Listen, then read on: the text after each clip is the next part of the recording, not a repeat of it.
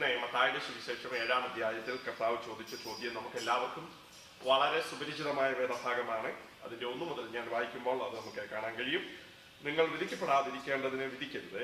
നിങ്ങൾ വിധിക്കുന്ന വിധിയിൽ നിങ്ങളെയും വിധിക്കും. നിങ്ങൾ അളക്കുന്ന അളവിനാൽ നിങ്ങൾക്കും അളന്നു കിട്ടും.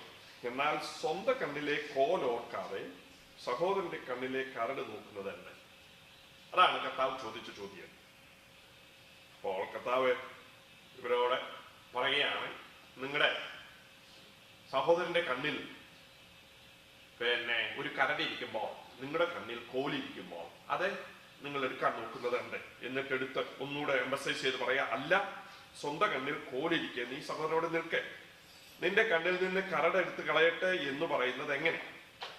കപടവ്യക്തിക്കാര മുമ്പേ സ്വന്തം കണ്ണിൽ നിന്ന് കോലെടുത്ത് കളയുക, പിന്നെ സഹോദരന്റെ കണ്ണിൽ നിന്ന് കരടെടുത്ത് കളവാൻ വെടിപ്പായിട്ടാണ്. അപ്പോൾ യേശുക്രിസ്തു ഒരു ആശാരിയായിരുന്ന സ്ഥിതിക്ക് ഈ ഇതൊക്കെ ചെയ്യുമ്പോൾ പൊടി പറന്നു വീഴുന്നത് നമുക്കെല്ലാവരും കാണുന്ന പോലെ യേശു കണ്ടു കാണും. സോഡസ്റ്റ്, ഒരു ചെറിയ കരട്. അപ്പോൾ ഇവിടുത്തെ 2x4 കോർക്കെ അല്ലെങ്കിൽ വലിയ കഴിക്കോ അതിങ്ങനെ നെറ്റിക്കകത്തൂടെ വന്നിരിക്കുക, അല്ല കണ്ണിലെങ്കിലും ഇരിക്കാൻ പറ്റിയില്ലല്ലോ. അപ്പൊ അങ്ങനെയുള്ള ഒരു സംഗതി കണ്ടിട്ട് മറ്റുള്ളവന്റെ കണ്ണിലെ കരടെടുക്കാൻ ശ്രമിക്കുന്നതുണ്ട്. ഇതാണ് യേശുവിന്റെ ചോദ്യം. അന്നത്തെ ജനങ്ങൾ ചിരിച്ചു കാണും. നിന്റെ നെറ്റിയിൽ കൂടെ വലിയ കഴുക്കോല് ഇങ്ങോട്ട് കടന്നിരിക്കെ നീ മറ്റുള്ളവന്റെ കണ്ണിലെ ഈ കരടെടുക്കാൻ ശ്രമിക്കുന്നതെന്ത്? അപ്പൊ യേശുവിന്റെ ആ ചോദ്യം എല്ലാവരെയും ഞെട്ടിച്ചു കാണും.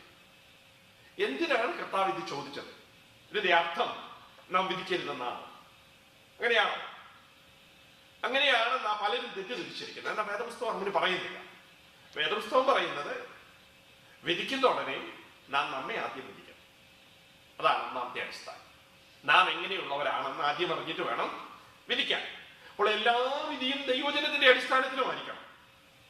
നമ്മളുടെ ചിന്താഗതിയോ കൾച്ചറോ ബാക്ക്ഗ്രൗണ്ടോ ഒന്നുമല്ല എന്തിന്റെ അടിസ്ഥാനം, വിധിയുടെ അടിസ്ഥാനം.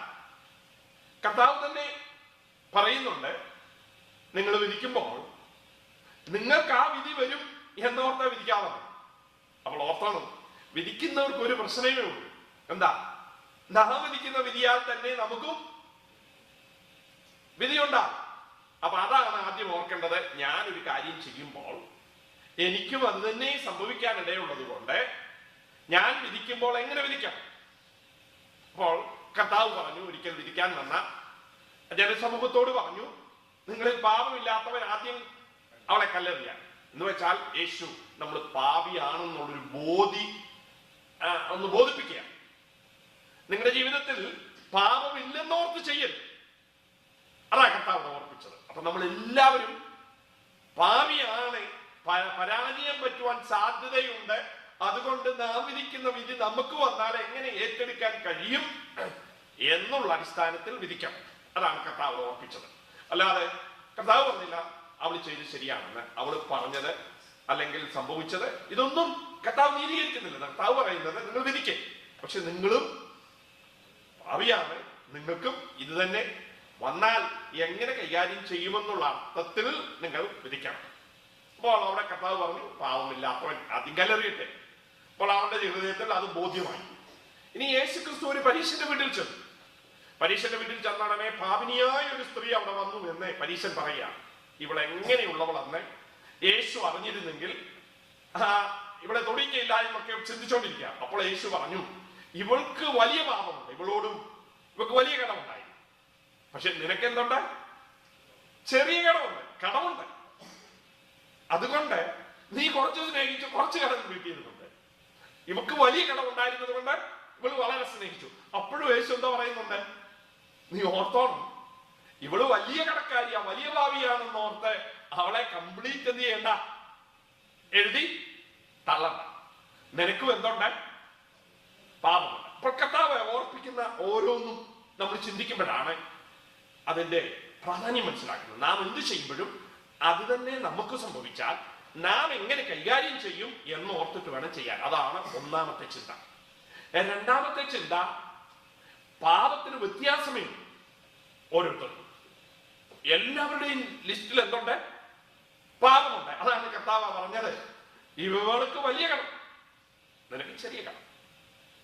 പിന്നെ യേശു പറഞ്ഞു, പാപമില്ല എന്ന് പറഞ്ഞ് നിങ്ങൾ കല്ലെറിയരുത്, അതുകൊണ്ട് പാപത്തെ കുറിച്ച് നിങ്ങൾ ബോധ്യം വന്നിട്ട് വേണം കല്ലെറിയാൻ. പിന്നെ യേശു പറഞ്ഞു ഉപമ നമുക്കറിയാമല്ലോ. എന്താ ഉപമ? ഒരു പരീശനും ചുങ്കക്കാരനും പ്രാർത്ഥിക്കാൻ. അപ്പോൾ അവന് പാപം ഉണ്ടെന്നേയുള്ള ബോധ്യത്തിലല്ല പ്രാർത്ഥിക്കുന്നത്. ആണോ? ഒരു പാപവും അവന്റെ ജീവിതത്തിലുള്ളതായിട്ട് അവന് ചിന്ത വന്നിട്ടില്ല. എന്നിട്ട് പറഞ്ഞു, കർത്താവ് ഞാൻ ഇവനെ പോലെയല്ല എന്നും പറഞ്ഞ് പ്രാർത്ഥിച്ചപ്പോൾ കർത്താവ് അതിനെ ടോട്ടലി റിജക്ട് ചെയ്തു. അപ്പോൾ വിധിക്കുക എന്ന് പറയുന്നത് ദൈവവചനത്തിന്റെ അടിസ്ഥാനത്തിലാണ്. കാരണം വിധിക്കണമെന്ന് പറഞ്ഞിട്ടുണ്ട്, അല്ലേ? നമുക്ക് നോക്കാം. വിധിക്കുമ്പോഴുള്ള പ്രോബ്ലം റോമാലേഖനത്തിൽ പറഞ്ഞിട്ടുണ്ട്. 2-ാം അധ്യായത്തിന്റെ 1 മുതൽ 4 വരെയുള്ള വാക്യങ്ങളിൽ അപ്പോസ്തലനായ പൗലോസ് ഒന്നുകൂടെ ഇന്റർപ്രറ്റ് ചെയ്യുകയാണ്. യേശുക്രിസ്തുവിന്റെ വചനവും ദൈവം തനിക്ക് കൊടുത്ത വെളിപ്പാടിന്റെ അനുസരിച്ച് വിധിക്കുന്നതിനെ കുറിച്ച് താൻ വളരെ വ്യക്തമായി അവരോട് പറയാണ്. വിധിക്കുന്ന ഏവനുമായുള്ളവേ നീ എന്തോ ചെയ്യണം? ഒരു വലിയ ബോധ്യം വരണം, അത്രയേ ഉള്ളൂ. അല്ല വിധിക്കരുതെന്ന് അപ്പോസ്തലൻ പറയുന്നില്ല. നീ വിധിക്കാൻ വരുമ്പോൾ നിനക്ക് പ്രതിവാദം പറവാനില്ല. കാരണം അങ്ങനെ വിധിക്കുന്ന നീ നിന്നെ തന്നെ കുറ്റം വിധിക്കുന്നു. വിധിക്കുന്ന നീ അത് തന്നെ പ്രവർത്തിക്കുന്നുവല്ലോ. എന്നാൽ ആവക പ്രവർത്തിക്കുന്നവരുടെ നേരെ ദൈവത്തിന്റെ വിധി സത്യാനുസൃതമായിരിക്കും. അപ്പോൾ നീ വിധിക്കുന്നതിന് കുഴപ്പമൊന്നുമില്ല, പക്ഷെ വിധിക്കുന്ന നിനക്ക് അതേ കുഴപ്പം പാടില്ല. അതാ കർത്താവ് പറഞ്ഞു. അപ്പോൾ കർത്താവ് സത്യാനുസരണമായി നിന്നെ എന്തോ ചെയ്യും? വിധിക്കും. അപ്പോൾ ആ വിധി ഓർത്തുകൊണ്ട് വേണം വിധിക്കാൻ. പിന്നെയും താഴോട്ട് പറയുന്നുണ്ട്, നീയെ വിധിച്ചിട്ട് അത് തന്നെ നീ പ്രവർത്തിക്കുന്നു. അതുകൊണ്ട് അത് ചെയ്യുന്ന മനുഷ്യ ദൈവത്തിന്റെ വിധിയിൽ നിന്ന് നീ എന്നെ തെറ്റി ഒഴിയും. അപ്പോൾ വിധിക്കണ്ട എന്ന് കർത്താവ് പറഞ്ഞില്ല. കാരണം നാം വിധിക്കാൻ യോഗ്യരാണ് പൗലോസ് പറഞ്ഞിട്ടുണ്ട്. എവിടെ പറഞ്ഞിരിക്കുന്നത്? പൗലോസ് പറയാണ്, കൊരിന്ത്യർക്ക് എഴുതിയ 1-ാം ലേഖനം 6-ാം അധ്യായത്തിൽ പറയുകയാണ്, നിങ്ങൾ ഇവിടുത്തെ വിധി കൊണ്ടൊന്നും അല്ല തീരുന്നത്. ആരെ കൂടെ വിധിക്കും? ദൂതന്മാരെ പോലും നിങ്ങൾ വിധിക്കും. യേശു മറ്റൊരിടത്ത് പറഞ്ഞു, നിങ്ങള് 12 സിംഹാസനത്തിൽ ഇരുന്ന് ഇസ്രായേൽ ഗോത്രത്തെ വിധിക്കും. എന്നാൽ അതുകൊണ്ട് വരാൻ ലോകത്തിലാണോ വിധിക്കുന്നത്? അല്ല, നിങ്ങൾ വിധിക്കണം എന്ന് ഇവിടെ പറഞ്ഞിട്ടുണ്ട്. കൊരിന്ത്യർക്ക് എഴുതിയ 1-ാം ലേഖനം അതിന്റെ 6-ാം അധ്യായത്തിൽ പറഞ്ഞിട്ടുണ്ട്, ഞാൻ നിങ്ങളെ കുറിച്ച് വിചാരിക്കും നിങ്ങൾക്ക് വിധിപ്പാൻ അറിയത്തില്ലല്ലോ എന്നുള്ള സങ്കടമാണെന്നാണ് പൗലോസ് പറഞ്ഞിരിക്കുന്നത്. അപ്പോൾ വിധി എന്നുള്ളൊരൊറ്റ വാക്ക് കണ്ടുകൊണ്ട് നാം എന്ത് ചെയ്യരുത്? അതിന്റെ ആ സന്ദർഭം മനസ്സിലാക്കാതെ എന്തും പറഞ്ഞു പഠിപ്പിക്കാൻ പാടില്ല. അപ്പോൾ വിധി എന്നുള്ളത് അവിടെ പറഞ്ഞിരിക്കുന്നത്, നിങ്ങൾക്ക് ഈ ചെറിയ കാര്യം വിധിപ്പാൻ നിങ്ങൾക്ക് അറിഞ്ഞുകൂടെ എന്നാ അപ്പോസ്തലൻ ചോദിക്കുന്നത്. അപ്പോൾ നിങ്ങൾ വിധിക്കണം എന്നാണ് അവിടെ പറഞ്ഞിരിക്കുന്നത്. നിങ്ങൾ കാര്യങ്ങളെ കാര്യഗൗരവമായി കണ്ടിട്ട് വിധിക്കാൻ യോഗ്യരാണെന്നാണ് അപ്പോസ്തലൻ പറഞ്ഞിരിക്കുന്നത്. അവിടെ പറയാ, നാം ദൂതന്മാരെ വിധിക്കുമെന്ന് നിങ്ങൾ അറിയുന്നില്ലയോ? ഐഹിക കാര്യങ്ങളെ എത്രയധികം. എന്നാൽ നിങ്ങൾക്ക് ഐഹിക കാര്യങ്ങളെ കുറിച്ച് വ്യവഹാരമുണ്ടെങ്കിൽ വിധിപ്പാൻ സഭ ഗണ്യമാക്കാത്തവരെ ഇരുത്തുന്നുവോ? നിങ്ങൾക്ക് ലജ്ജയ്ക്കായി ഞാൻ ചോദിക്കുന്നു. ഇങ്ങനെ സഹോദരന്മാരുടെ മധ്യേ കാര്യം തീർപ്പാൻ എന്ന് പറഞ്ഞാൽ വിധിച്ച് കാര്യങ്ങൾ ശരിയാക്കാൻ നിങ്ങൾക്ക് ഒരുത്തൻ പോലും ഇല്ലേ? പ്രാപ്തിയുള്ള ഒരുത്തൻ പോലും ഇല്ല. അപ്പോൾ ഒരു വാക്ക് കേട്ടിട്ട് എന്ത് ചെയ്യരുത്? എന്തെങ്കിലും ചെയ്യരുത് എന്നാണ് അതിന്റെ ആവശ്യം. കാര്യകാരണ സഹിതം അറിഞ്ഞിട്ട് വേണം വിധിക്കാൻ. നാം പുറത്തു നോക്കി വിധിക്കുന്നതെന്ന് പറഞ്ഞു. കാരണം ശമൂവേലിന്റെ പുസ്തകത്തിൽ പറഞ്ഞിട്ടുണ്ട്, മനുഷ്യൻ എന്തോ നോക്കുന്നു? പുറത്തുള്ളത് നോക്കുന്നു, ദൈവം അകമുള്ളത് നോക്കുന്നു. ആകെപ്പാടെ കാര്യങ്ങളെ കണ്ടിട്ട് എന്തോ ചെയ്യണം? വിധിക്കണം. ഇന്ന് രാവിലെ ഞാൻ ദൈവവചനം ധ്യാനിച്ചുകൊണ്ടിരുന്നപ്പോൾ എന്റെ ഹൃദയത്തിൽ ഒരിക്കലും വരാത്തൊരു വാക്യം കടന്നു. അത് 2 രാജാക്കന്മാരുടെ പുസ്തകം 5-ാം അധ്യായത്തിലാണ്. അവിടെ വിധിയെക്കുറിച്ച് ഞാൻ ഇങ്ങനെ ചിന്തിച്ചുകൊണ്ടിരിക്കുമ്പോൾ എന്റെ ഹൃദയത്തിൽ വന്നൊരു വാക്യമുണ്ട്. അതെ, നമുക്കൊന്നും സമ്മതിക്കാൻ പറ്റാത്തൊരു വാക്യം. ഈ നയമാൻ ചോദിക്കുകയാണ്, എനിക്ക് ഈ ദൈവത്തെയാണ് ആരാധിക്കുന്നത്, പക്ഷെ എനിക്കൊരു കുഴപ്പമുണ്ട്. എന്താ? രാജാവിന്റെ കൂടെ ഞാൻ അവന്റെ അമ്പലത്തിൽ പോകുമ്പോൾ അവന്റെ തുണി ഞാനൊന്ന് പൊക്കിപ്പിടിച്ച് അവിടെ നിൽക്കും. അല്ലേ? നോക്കി അങ്ങനെ വാക്യം പറഞ്ഞിരിക്കുന്നത്. ഞാന് അവൻ പോകുന്ന ഉടനെ എലീശായോട് ചോദിക്കുകയാണ്, എന്റെ യജമാനൻ നമസ്കരിപ്പാൻ രിമ്മോന്റെ ക്ഷേത്രത്തിൽ ചെന്ന് എന്റെ കൈത്താങ്ങലോടെ കുമ്പിടുമ്പോൾ ഞാനും രിമ്മോന്റെ ക്ഷേത്രത്തിൽ നമസ്കരിച്ചു പോകുന്ന ഈ കാര്യത്തിൽ യഹോവ അടിയനോട് ക്ഷമിക്കുമാറാകട്ടെ. ഓക്കെ, ഞാൻ ആ വാക്യം വായിച്ചപ്പോൾ എന്റെ ഹൃദയത്തിൽ ഒരു വലിയ ഞെട്ടലാണ് തോന്നിച്ചത് അല്ലേ? മറ്റേ ആളെ, പ്രായമുള്ള ഒരാളെ പോലെ തോന്നുന്നത്. ഞാൻ രിമ്മോന്റെ ക്ഷേത്രത്തിൽ പോകുമ്പോൾ അവനെ ഒന്ന് പിടിച്ചോണ്ട് പോകും, അന്നേരം ഞാനും കുനിഞ്ഞു പോകും. പക്ഷെ ഞാൻ മനസ്സോടല്ല, പിന്നെന്താ, ഞാൻ അവനെ സഹായിക്കാനായിട്ട് പോകുന്നതാണ്. അതെന്നോട് ഇത് 2 രാജാക്കന്മാരുടെ പുസ്തകം 5-ാം അധ്യായത്തിന് 18-ാം വാക്യമാണ്. ഈ കാര്യത്തിൽ മാത്രം എന്നോട് ക്ഷമിക്കാം. അത് ദൈവം ചെയ്തോ എനിക്കറിഞ്ഞൂടാ, ഇവിടെ എഴുതിയിട്ടില്ല. പക്ഷേ എലീശ ഒന്നും മറുപടി പറയുന്നില്ല. എലീശ അവനോട് അങ്ങനെ ചെയ്യരുത്, നീ രാജിവെക്കണമെന്നൊന്നും പറഞ്ഞില്ല അല്ലേ? പറഞ്ഞോ? പറഞ്ഞില്ല. സമാധാനത്തോട് പോകാന് പറഞ്ഞു. അപ്പൊ അതെന്നെ ഞെട്ടിപ്പിച്ചു. അപ്പോൾ ദൈവം കാണുന്നത് എങ്ങനെയാണെന്നുള്ളത് മാത്രമേ ഞാൻ കണ്ടുള്ളൂ. അതെന്താ അതിന് ഉത്തരവെന്ന് എനിക്ക് അറിഞ്ഞുകൂടാ. അതിന് എന്താണ് നമ്മൾ ഉത്തരം പറയുന്നത്? അപ്പോൾ ദൈവം കാര്യകാരണ സഹിതം കാണുന്നുടനെ ഇത് ദൈവം സമ്മതിച്ചെങ്കിൽ, എലീശ സമാധാനത്തോട് പോകാൻ പറഞ്ഞപ്പോ നാം കാണുന്നതിൽ നിന്ന് വ്യത്യസ്തമായിട്ടാണ് എലീശ കണ്ടത്. അതെന്റെ ഹൃദയത്തെ അല്പം വിഷമിപ്പിച്ചു. രാവിലെ നമ്മളാണെങ്കിൽ അങ്ങനെ പറയത്തില്ല, പറയുന്നു കുഞ്ഞെ സൂക്ഷിച്ചോണം, കർത്താവ് ഇത്രയൊക്കെ വിടുതൽ തന്നല്ലേ, അതുകൊണ്ട് ആ ജോലി അങ്ങ് രാജിവെച്ചേനെ എന്നൊക്കെയാ ഞാൻ പറയുന്നത് അല്ലേ? പക്ഷേ അങ്ങനെ എലീശ പറഞ്ഞില്ല. അപ്പോൾ ഞാൻ മനസ്സിലാക്കിയ ഒരു കാര്യം, ദൈവം കാണുന്നതും നമ്മുടെ കാഴ്ചപ്പാടും തമ്മിൽ പലയിടങ്ങളിലും വ്യത്യാസമുള്ളത് കൊണ്ട് നാം എപ്പോഴും നമ്മൾക്ക് ലഭിച്ചിരിക്കുന്ന ദർശനമനുസരിച്ച് കാര്യങ്ങൾ ചെയ്യണം. നമുക്ക് ദർശനമനുസരിച്ച്, ഇവിടെ ഈ മനുഷ്യനെ കുറിച്ച് ഞാൻ പഠിച്ചു നോക്കിയപ്പോൾ, താൻ ആദ്യമേ യോർദാൻ നദിയിൽ മുങ്ങുന്ന കാര്യം പറഞ്ഞപ്പോൾ ഇതെന്തോ നദിയാണ്, അപ്പോ അതിനെ അങ്ങ് പുച്ഛിച്ചു തന്നെ. ഞങ്ങളുടെ നാട്ടിൽ ഇതിനേക്കാൾ നല്ല മലയിൽ നിന്ന് ഒഴുകി വരുന്ന സുന്ദര വെള്ളമുണ്ട്, പിന്നെ ഞങ്ങളോട് ഈ വെള്ളത്തിൽ കുളിക്കാൻ പറയുന്നത്. അത് തന്നെ ആദ്യമേ അതിനെ ടോട്ടലി റിജക്ട് ചെയ്തു.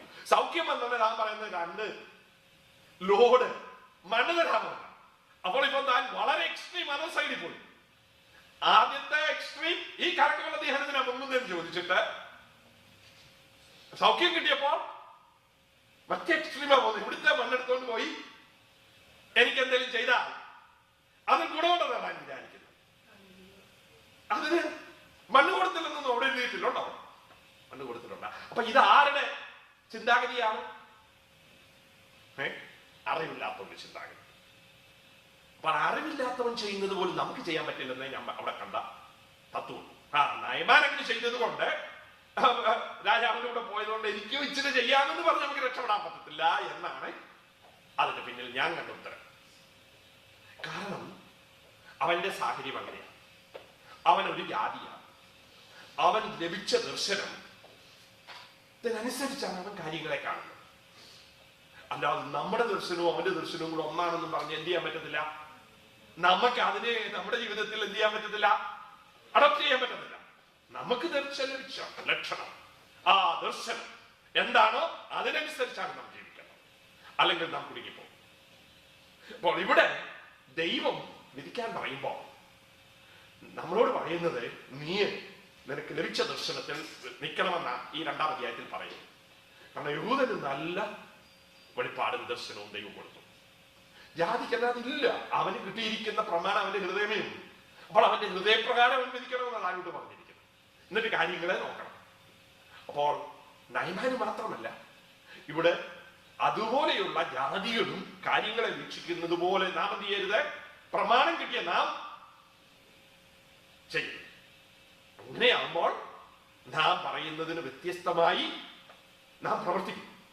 അങ്ങനെ പ്രവർത്തിച്ചാൽ നമുക്ക് കുഴപ്പമില്ല എന്നാ 2-ാം അധ്യായം മുഴുവൻ പറഞ്ഞു. അപ്പോൾ വിധിക്കാൻ ദൈവം അംഗീകരിച്ച വ്യക്തികളാണ്. നമ്മളെ വിധിക്കാൻ ഏൽപ്പിച്ചിട്ടുണ്ട്. പക്ഷെ ദൈവത്തിനനുസരിച്ച് വിധിക്കാം. ദർശനത്തിനനുസരിച്ചായിരിക്കണം വിധി. ആ വിധി ന്യായവുമായിരിക്കണം എന്നാണ് കർത്താവ് പറയുന്നത്. കാരണം വളരെ വ്യക്തമായി പറഞ്ഞിട്ടുണ്ട്, നമ്മൾ ആരെ വിധിക്കാനേ യോഗ്യതയുള്ളൂ, ആരെ വിധിക്കാനേ നമുക്ക് അവകാശമുള്ളൂ. നമ്മളെ വിധിക്കാം, പിന്നെ ആരെയാ? പിന്നെ ദൈവോചനം അനുസരിച്ച് വിശുദ്ധന്മാരെ വിധിക്കാം. നോക്കിക്കോ, സംശയം ഉണ്ടെങ്കിൽ കൊരിന്ത്യർക്ക് 1 ലേഖനം 5-ാം അധ്യായത്തിൽ 11-ാമത്തെ വാക്യത്തിലും 12-ാമത്തെ വാക്യത്തിലും അപ്പോസ്തലൻ അത് നന്നായി ഡീൽ ചെയ്യുന്നുണ്ട്. അപ്പോസ്തലൻ പറയാണ്, എനിക്ക് ലോകക്കാരെ ഒന്നും വിധിക്കാനുള്ള അവകാശമൊന്നുമില്ല, പിന്നെ ആരെ വിധിക്കാനേ ഉള്ളൂ?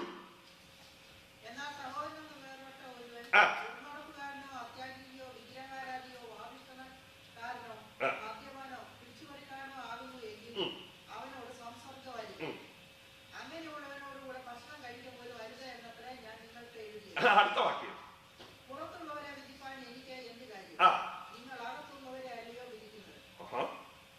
പുറത്തുള്ളവരെ ആര് വിധിച്ചോളും? ദൈവം വിധിച്ചോളും. അപ്പം ആരെയെങ്കിലും വിധിക്കാൻ നമുക്ക് അവകാശമുണ്ടെങ്കിൽ നമുക്ക് ലഭിച്ച പ്രമാണത്തിന്റെ അനുസരിച്ച് നമ്മളെ ദൈവസഭയുമേ വിധിക്കാൻ അവകാശം. കാരണം ദൈവോചനത്തിന്റെ അടിസ്ഥാനത്തിൽ ഇവിടെ അങ്ങനെ പറഞ്ഞിരിക്കുക, ഒരു സംശയമില്ലാതെ പറഞ്ഞിരിക്കുക. എന്തേ? നിങ്ങളെ വിധിക്കണം. 6-ാം അധ്യായത്തിൽ പറഞ്ഞു, നിങ്ങൾ വിധിക്കണം. കാരണം നിങ്ങളുടെ ഇടയിൽ വിധിക്കാൻ കഴിവില്ലാത്ത ഒരുവൻ വന്നാൽ ലജ്ജയാണ്. ഇവിടെ പറയുകയാണ്, നിങ്ങൾ വിധിക്കണം. എന്തിനെ വിധിക്കണം? വിശുദ്ധൻ എന്ന് പേരുള്ള ഒരുവൻ അവന് ലഭിച്ച ദർശനത്തിൽ നിന്ന്, വെളിപ്പാടിൽ നിന്ന് മാറിപ്പോകുമ്പോൾ നിങ്ങളെ വിധിക്കാൻ ഏൽപ്പിച്ചിരിക്കുകയാണ് ദൈവോചനത്തിന്റെ അടിസ്ഥാനത്തിൽ. പലരും പറയും വിധിക്കരുത്, പക്ഷെ വിധിക്കുന്നവനെ ഓർത്തോളം ആ വിധി എന്റെ നേരെ വരും. അതിന് ഞാൻ ഉത്തരം കൊടുക്കാൻ ഒരുങ്ങിയിരിക്കണം. പിന്നെ വിധിക്കാൻ ഒരു വാക്യം കൂടെ പറഞ്ഞിട്ടുണ്ട്. ഗലാത്യർക്ക് ലേഖനം എഴുതുമ്പോൾ 6-ാം അധ്യായത്തിന്റെ 1-ാം വാക്യത്തിൽ അപ്പോസ്തലൻ പറയാണ്, നിങ്ങൾ വിധിക്കേണ്ട വിധി വിധിക്കുമ്പോൾ ആരാണെന്ന് ഓർത്ത് വിധിക്കണം? നിങ്ങൾ ആത്മീയരെ പോലെ വിധിക്കണം. അതാണ് അവിടെ പറഞ്ഞിരിക്കുന്നത്. ആത്മീയരായ നാം ഏതെങ്കിലും ഒരു തെറ്റിൽപ്പെട്ടാൽ അല്ലേ, നിങ്ങൾ അവനെ യഥാസ്ഥാനപ്പെടുത്തണം. യഥാസ്ഥാനപ്പെടുത്താൻ പോകുമ്പോൾ ഓർത്തോണം, നിനക്കും ഇതൊക്കെ സംഭവിക്കാം. അപ്പോൾ സഹോദരന്മാരെ, ഒരു മനുഷ്യൻ വല്ല തെറ്റിലും അകപ്പെട്ടു പോയെങ്കിൽ ആത്മീയരായ നിങ്ങൾ, അപ്പൊ നമ്മൾ എന്തോ വിചാരിക്കണം? നമ്മൾ ആത്മീയരാണ്. ആത്മീയരായ നമുക്ക് വിധിക്കാൻ കർത്താവ് കൽപ്പന തന്നിട്ടുണ്ട്. വിധിക്കുന്ന ഉടനെ നമ്മെ വിധിക്കണം.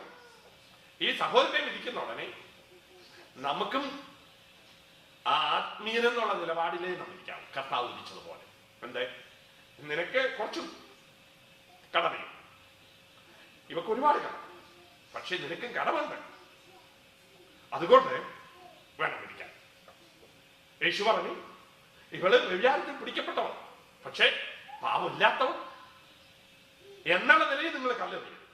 നിങ്ങൾക്കും തെറ്റുണ്ടോന്ന് ഓർത്തിട്ട് വേണം കല്ലെറിയാൻ. എന്നിട്ട് ഇവിടെ കർത്താവ് വ്യക്തമായി പരിശുദ്ധാത്മാവിൽ പൗലോസ് കൂടെ പറയാം. എന്തേ? പരിശുദ്ധാത്മാവിൽ വ്യക്തമായി പറയാ, ആത്മീയരെ പോലെ നാം ഡീൽ ചെയ്യണം വിധിക്കുമ്പോൾ. ആത്മീയരായ നിങ്ങൾ തെറ്റിപ്പോയവരെ വിധിക്കുമ്പോൾ ആത്മീയനെന്ന നിലയിൽ വിധിക്കണം. അപ്പോൾ നമുക്കുള്ള കുഴപ്പം എന്താണെന്നറിയാം? വിധിക്കുന്ന ഉടനെ നമുക്ക് സംഭവിക്കുന്നത് നാം അങ്ങ് വളരെ ക്രിട്ടിക്കലായി പോകും. അതാണ് നമ്മുടെ പ്രശ്നം, അല്ലേ? വളരെ ക്രിട്ടിക്കലാണ്. ഞാൻ ക്രിട്ടിക്കലായ ഒരു മനുഷ്യനെ നോക്കി ഇങ്ങനെ ചിന്തിച്ചപ്പോഴാണ് ദാവീദിനെ കണ്ടത്. ഭയങ്കര ക്രിട്ടിക്കലാണ്. എന്താ? നല്ലൊരു കഥയാണ് നാഥാൻ എന്ന് പറഞ്ഞത്. ഒരുത്തന് 100 ആടുണ്ടായിരുന്നു, ഓരോരുത്തന് ഒരാടേ ഉണ്ടായിരുന്നു. ഒരാടുള്ള അവന്റെ ആടിനെ എടുത്ത് ഇവൻ കറി വെച്ച് കൂട്ടി. ഇത്രയേ ഉള്ളൂ. അതൊരു തെറ്റാണ്, അതൊരു ദ്രോഹം, അതൊരു അനീതിയാണ്, അതൊരു അക്രമം. പക്ഷേ ദാവീദ് ഭയങ്കരമായി ക്രിട്ടിക്കലായി. ഓക്കെ, അവനൊരു 5 ആടിനെ തിരിച്ചു കൊടുക്കട്ടെ എന്നാണ് വേദപുസ്തക പ്രകാരം പറയേണ്ടതില്ലേ? ഒരുത്തന്നെ മോഷ്ടിച്ചാൽ എന്തോ ചെയ്യണം? 4 ഇരട്ടിയോ 5 ഇരട്ടിയോ ഉണ്ട്. അതേ പറഞ്ഞാൽ കൊടുക്കട്ടെ. എന്നാൽ ദാവീദ് അങ്ങനല്ലേ പറയുന്നാണോ? നോ, അവൻ മരണം യോഗ്യൻ. അപ്പോ എന്താണ് പറയുന്നത്? അപ്പോൾ നമ്മുടെ ജീവിതത്തിൽ നാം എങ്ങനെയാണ് കാര്യങ്ങളെ കാണുന്നതെന്നുള്ള, അവൻ വിധിച്ചതിൽ കുഴപ്പമൊന്നുമില്ല, വിധിക്കണം. അവൻ രാജാവായിരിക്കുന്നുണ്ട്, തീർച്ചയായും പറയണം അങ്ങനെ ചെയ്തവനെ നമുക്ക് കാണാം. അവൻ കുറഞ്ഞ പക്ഷം 4 കൊടുക്കണം, അല്ലെങ്കിൽ 7 ഇരട്ടി കൊടുക്കണം. ചിലടത്ത് 7 ഇരട്ടി എന്ന് പറഞ്ഞിട്ടുണ്ട്. കള്ളൻ നോട്ടിച്ചാൽ അവന് 7 ഇരട്ടി കൊടുക്കണമെന്നും വാക്യം പറഞ്ഞിട്ടുണ്ട്. അതുകൊണ്ട് ഞാൻ 4 തൊട്ട് 7 വരെ പറയുന്നു. കാരണം സദൃശവാക്യത്തിൽ അങ്ങനെ പറഞ്ഞിരിക്കുന്നത്. ഒരുത്തൻ വിശപ്പാൻ മോഷ്ടിച്ചാൽ അവനെ ജനങ്ങളെ എന്താക്കത്തില്ല, കാര്യമാക്കില്ല, പിടിച്ചാൽ എന്തോ ചെയ്യും, 7 ഇരട്ടി കൊടുക്കണമെന്ന് പറഞ്ഞിട്ടുണ്ട്. അപ്പോൾ നാം ആരായിരിക്കണം? വിധിക്കണം. എങ്ങനെ വിധിക്കണം? നമ്മളെ വിധിക്കുന്ന പോലെ വിധിക്കണം. നാം ഒരു തെറ്റ് ചെയ്താൽ നാം എന്താണ് ശിക്ഷ അനുഭവിക്കേണ്ടത് എന്നുള്ള നിലപാടത്തിൽ നാം വിധിക്കണം. വിധിക്കുമ്പോൾ ആത്മീയരെ പോലെ വിധിക്കണം. നമുക്ക് തെറ്റുണ്ട് എന്ന് വിചാരിക്കാനും തെറ്റ് വരാനും സാധ്യതയുണ്ടെന്ന് വിധിക്കുവാൻ ദൈവോചനമാണ് നമുക്ക് അടിസ്ഥാനം. അത് നമുക്ക് ലഭിച്ചിരിക്കുന്ന ദർശനത്തിന്റെ അടിസ്ഥാനത്തിലാണ് നാം വിധിക്കേണ്ടത്. അപ്പോൾ ദാവീദ് എന്തോ ചെയ്തു? വിധിച്ചു. പക്ഷെ ഭയങ്കര ക്രിട്ടിക്കലായിരുന്നു. അവന്റെ കാര്യം വന്നപ്പോഴത്തേനും ആഹപ്പാടെ, അയ്യോ ദൈവമേ, നിന്റെ പാവം എന്റെ മുമ്പിൽ ഇരിക്കുന്നു, എന്നെ അങ്ങ് കഴുകി ശുദ്ധീകരിക്കണമേ എന്നൊക്കെ പറഞ്ഞ് നിലവിളിച്ച് ശുദ്ധിയൊക്കെ പ്രാപിച്ച് രക്ഷപ്പെട്ടു. അപ്പൊ അങ്ങനെ വിധിക്കരുത്. അതാണ് ദാവീദിനെ പറ്റിയത്. ക്രിട്ടിക്കലായി, ഭയങ്കര ക്രിട്ടിക്കൽ, കണ്ടം ചെയ്തു. അത് ഡിസ്ട്രക്റ്റീവ് കണ്ടംനേഷൻ ആയിരുന്നു, അല്ല പോസിറ്റീവ് അല്ല. അത് നന്നാവണം എന്നുള്ള നിലയിലല്ല ചെയ്തത്. എന്നാൽ കർത്താവ് പറഞ്ഞത്, നിങ്ങൾ വിധിക്കുമ്പോൾ അങ്ങനെ വിധിക്കരുത്. പിന്നെ ആരെ പോലെ വിധിക്കണം? നിങ്ങൾ ദൈവത്തിന്റെ മക്കളെ പോലെ വിധിക്കണം. പക്ഷെ അല്ലെങ്കിൽ നിങ്ങൾ ഹിപ്പോക്രൈറ്റ് ആകും. അതാ നമ്മൾ വായിച്ച വാക്യത്തിൽ യേശു എടുത്തു പറഞ്ഞു. നോക്കിയേ, മത്തായിയുടെ സുവിശേഷം 7-ാം അധ്യായത്തിൽ യേശു പറയാണ്, നിങ്ങൾ വിധിക്കുന്നുണ്ടെ ആരെ പോലെ ആകരുത്, കപടഭക്തിക്കാരെ പോലെയാണ്. അപ്പോൾ ക്രിട്ടിക്കലാകരുത്. കണ്ടംനേഷൻ ചെയ്യുമ്പോൾ ഡിസ്ട്രക്റ്റീവ് കണ്ടംനേഷൻ ആകരുത്. പിന്നെ ശരിയായ വണ്ണം ഇവാലുവേറ്റ് ചെയ്ത് വിധിക്കണം. അത് കഴിഞ്ഞിട്ട് നിങ്ങൾ കപടഭക്തിക്കാരെ പോലെ വിധിക്കരുത്. കപടഭക്തിക്കാരനെ കുറിച്ച് ഞാൻ ഇങ്ങനെ ചിന്തിച്ചു. അവിടെ വേദപുസ്തകത്തിൽ വല്ല ഉദാഹരണമുണ്ടോ? അപ്പൊ എന്റെ ഹൃദയത്തിലോ അത് ആരാന്നറിയാമോ? ദാവീദിന്റെ വല്യപ്പച്ചൻ. ആരാ? യഹൂദ. അവൻ കേട്ടു അവന്റെ മരുമകളെ ഗർഭിണിയായിരിക്കുന്നത് അല്ലേ? അവളെ കൊണ്ടുപോകാ തീയിട്ട് ചുട്ടുകളഞ്ഞേക്കാണല്ലോ. ഭയങ്കര പറ്റൻ അല്ലേ? എല്ലാവരും ഓർത്തു വളരെ ശരിയാണ്. അവർക്ക് കൊടുക്കേണ്ട ശിക്ഷ എന്താ? തീയിലിട്ട് തന്നെ ചുട്ടുകളയാം. എല്ലാരും കൂട്ടിക്കൊണ്ട് വന്ന് അവളോട് ഞാൻ വാക്ക് പറഞ്ഞു, നിന്നെ തീയിലിട്ട് ചുട്ടുകളയാൻ പോവാം. അപ്പൊ അവൾ അവിടെ കയ്യിലുള്ള ചരടും വടിയും എല്ലാം കൊടുത്തിട്ട് പറഞ്ഞു, ഇതുകൊണ്ട് അവന്റെ കൊടുത്തിട്ട് പറ, ഇതിന്റെ ഉടമസ്ഥനാണ് ഈ കൊച്ചിന്റെ അപ്പൻ. അത് കണ്ടതോടുകൂടെ ഒരു കുഴപ്പമില്ല. കൊച്ചിനെയും കൊല്ലണ്ട, കൊച്ചിന്റെ അമ്മയും കൊല്ലണ്ട, ആരെയും കൊല്ലണ്ട. ഇതാണ് ഇപ്പൊ ക്രിട്ടിക്കൽ ആയിട്ടുള്ള വിധി. നോക്കിക്കേ, ഒരേ വിധി തനിക്കെതിരെ വന്നപ്പോൾ താൻ വളരെ ഭക്തനായി ഇടപെടുക. എന്നാൽ കുറ്റക്കാരൻ താനാണെന്ന് കണ്ടപ്പോൾ സംഗതി മാറി. അപ്പോൾ ഇതാണ് കർത്താവ് പറയും, നിങ്ങളുടെ വിധി എങ്ങനെയായിരിക്കരുത്? കപടഭക്തിക്കാരനെ പോലെ ആകരുത്.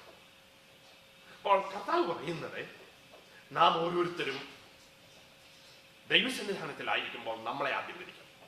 നാം ആത്മീയരാണെന്ന് കാണും, നമ്മൾ തെറ്റുകാരാണെന്ന് കാണും, നമുക്ക് പാവമില്ലാത്തവരാണ്. നമുക്ക് നല്ലൊരു ദർശനം ലഭിച്ചിട്ടുണ്ട്, വെളിപ്പാട് ലഭിച്ചിട്ടുണ്ട്. ആ വെളിപ്പാടിന്റെ അടിസ്ഥാനത്തിൽ വേണം നാം വിധിക്കാൻ.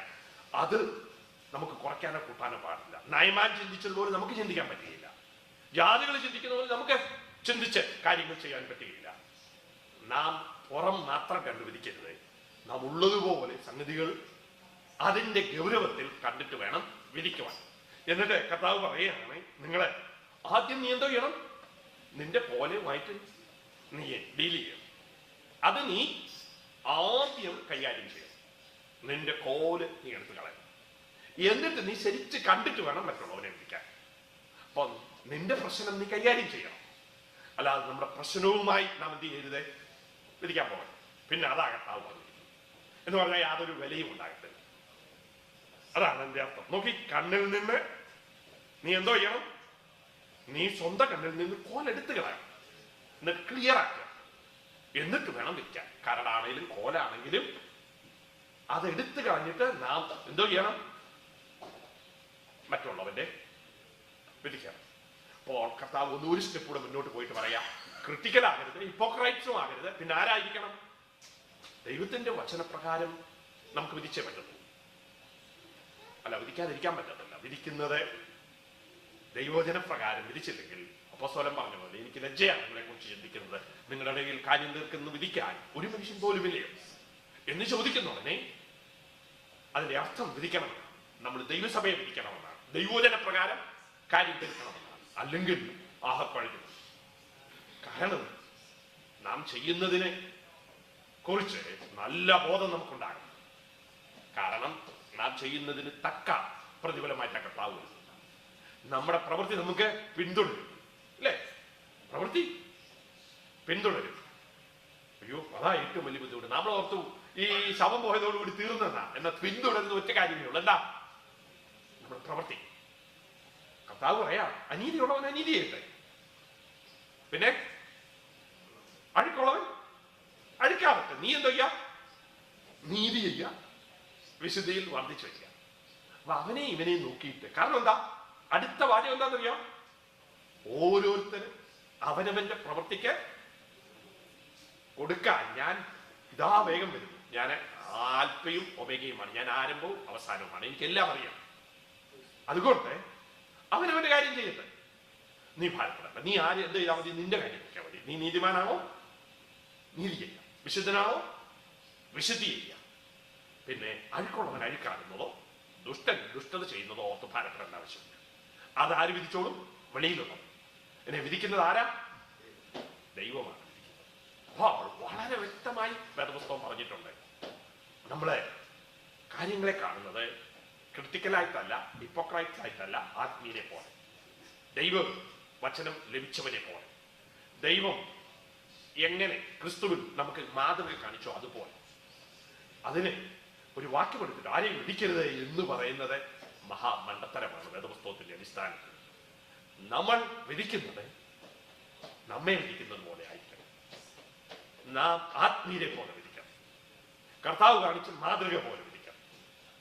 അല്ലെങ്കിൽ നമുക്ക് ഓർക്കും എല്ലാം ഇങ്ങനെ കടന്നാൽ ലോകത്തോടുകൂടി വിധിക്കപ്പെടേണ്ടി വരും. അതാ കർത്താവ് പറഞ്ഞത്, നീ നിന്നെ തന്നെ വിധിക്കാതെ ശരിയായ വണ്ണം വിധിച്ചില്ലെങ്കിൽ ന്യായവിധി ഉണ്ടാകും. അത് നമ്മളെ വിധിച്ചില്ലെങ്കിലും മറ്റുള്ളവരെ ദൈവവചന പ്രകാരം വിധിച്ചില്ലെങ്കിലും അത് പ്രശ്നമാണ്. കാരണം 5-ാം അധ്യായത്തിൽ കൊരിന്ത്യർ ലേഖനത്തിൽ ഒരുത്തിനെ വിധിച്ചില്ല, ഒന്നും ചെയ്തില്ല. അപ്പോൾ പറയുന്നത്, ജാതികളിൽ പോലും ഇല്ലാത്ത ഈ അഴിമതി ചെയ്തവനെ നിങ്ങൾക്ക് കറക്റ്റ് ചെയ്യുവാൻ, വിധിക്കുവാൻ നിങ്ങൾക്ക് അറിഞ്ഞുകൂടെ? അപ്പോൾ അതിനെ കുറിച്ച് അപ്പോസ്തലൻ വളരെ ഭാരപ്പെടും. അപ്പോൾ ഓർത്തോണം, നമ്മുടെ പ്രവൃത്തി പിന്തുടരും. പ്രവൃത്തി കർത്താവ് അത് നന്നായി കാണും. എന്നിട്ട് കർത്താവ് പറയുകയാണ്, നമ്മുടെ പ്രവൃത്തി നിലനിന്നാൽ മാത്രമേ, ദൈവസന്നിധാനത്തിൽ നിലനിന്നാൽ മാത്രമേ ഗുണമുള്ളൂ എന്ന് കൊരിന്ത്യർ ലേഖനത്തിൽ പറഞ്ഞിട്ടുണ്ട്. കൊരിന്ത്യർക്ക് എഴുതിയ 1-ാം ലേഖനം 3-ാം അധ്യായത്തിൽ പറയാണ്, നിന്റെ പ്രവൃത്തി നിലനിൽക്കുന്നെങ്കിൽ നിനക്ക് പ്രതിഫലം കിട്ടും. അപ്പോൾ നാം ചെയ്യുന്ന പ്രവൃത്തിക്കെല്ലാം ഒന്നും നമുക്ക് പ്രതിഫലം കിട്ടത്തില്ല. ദൈവസന്നിധാനത്തിൽ നീതി, ദൈവവചനത്തിന്റെ അടിസ്ഥാനത്തിൽ നമ്മുടെ ജീവിതം എങ്ങനെയായിരിക്കുന്നു പുറമേയുള്ളത് മാത്രമല്ല, നമ്മുടെ അകമയെ കണ്ടിട്ട് കർത്താവ് കണ്ടതുപോലെ നാം കാണുകയും വിധിക്കുകയും ചെയ്യുമ്പോൾ അതിനാണ് കർത്താവ് എന്ത് ചെയ്യുന്നത്? മാന്യത കൽപ്പിക്കുന്നത്. അപ്പോൾ വേദപുസ്തകം പറയുന്നു, വളരെ ശക്തമായി യേശു ചോദിക്കുകയാണ്. നമുക്ക് ആ വാക്യം വായിച്ചിട്ട് നിർത്താം. കാരണം നിങ്ങൾ സ്വന്തം കണ്ണിലെ കോല ഓർക്കാതെ സഹോദരന്റെ കണ്ണിലെ കരട് നോക്കുന്നത് എന്ത്? അല്ല, നിങ്ങൾ കോല എടുത്തിട്ട് വന്നിട്ട് സഹോദര കണ്ണിലെ കരടെടുത്താൽ നിനക്ക് വ്യക്തമായി കാണാം. എന്നിട്ട് വേണം എന്തോ ചെയ്യാൻ? വെടിപ്പായി കാണാം. അപ്പോൾ അവന്റെ കരടിനെ എന്ത് ചെയ്യാൻ പറഞ്ഞിട്ടില്ല? അവഗണിക്കാൻ പറഞ്ഞിട്ടില്ല. വ്യക്തമായി കണ്ടവനെ സഹായിക്കാൻ കോലുമായി വരരുതെന്നേ പറഞ്ഞു മനസ്സിലായി. നമുക്ക് കോലുമായോ കരടുമായിട്ടോ കരടുള്ളവന്റെ കണ്ണിലത്തെ കരടെടുക്കാൻ പറ്റുകയില്ല. കോലുമായിട്ടും പറ്റുകയില്ല, കരടുമായിട്ടും പറ്റത്തില്ല. അപ്പോൾ കരടാണെങ്കിൽ കരട്, കോലാണെങ്കിൽ കോൽ. അത് എടുത്തു കളഞ്ഞാൽ മാത്രമേ വെടിപ്പായി കാണാൻ പറ്റുള്ളൂ. അപ്പോൾ കർത്താവ് ചോദിക്കുന്ന ചോദ്യം വളരെ അർത്ഥവത്തായതാണ്. നമ്മളെ ആത്മീയരെ പോലെ ചെയ്യണം. നമുക്കും ഈ ലോകത്തിൽ കടന്നു പോകേണ്ടവരാണെന്ന് മനസ്സിലാക്കിയിട്ട് കാര്യങ്ങളെ ഡീൽ ചെയ്യണം. നമ്മളിൽ നിന്ന് കർത്താവ് വ്യത്യസ്തത ആഗ്രഹിക്കുന്നു. അത് ഏത് പ്രവൃത്തിയാണെങ്കിലും നാം ആത്മീയരെന്നുള്ള കർത്താവിന്റെ മക്കളെന്നുള്ള നിലയിൽ വേണം കാര്യങ്ങളെ കാണാൻ. അല്ലാതെ ദാവീദിനെ പോലെയോ അല്ലെങ്കിൽ യഹൂദയെ പോലെയോ അല്ലെങ്കിൽ പരീശൻ ഈ ചുങ്കക്കാരനെ കാണുന്നത് പോലെയോ അല്ലെങ്കിൽ ആ സ്ത്രീയെ കല്ലെറിയാൻ വന്ന കൂട്ടത്തിൽ ഉള്ളവർ വന്നതുപോലെയോ അല്ല. ഒരു ആത്മീയനെ പോലെ നാം കാര്യങ്ങളെ കണ്ടിട്ട് എങ്ങനെ സാവധാനതയിൽ അവനെ മടക്കിക്കൊണ്ടുവരുവാൻ, അവനെ ആത്മീയനാക്കുവാൻ, അവനെ പണിയുവാൻ മാത്രമായിരിക്കണം നമ്മളുടെ വിധിയുടെ അടിസ്ഥാനം. അത് ദൈവജനത്തിന്റെ അടിസ്ഥാനത്തിലായിരിക്കണം. നമ്മുടെ ഹൃദയത്തെ നമുക്ക് ദൈവസന്നിധാനത്തിൽ കാണാം. എങ്ങനെയുണ്ട് ഈ കാര്യത്തിൽ നമ്മുടെ ചിന്ത? നമുക്ക് പ്രാർത്ഥിക്കാം.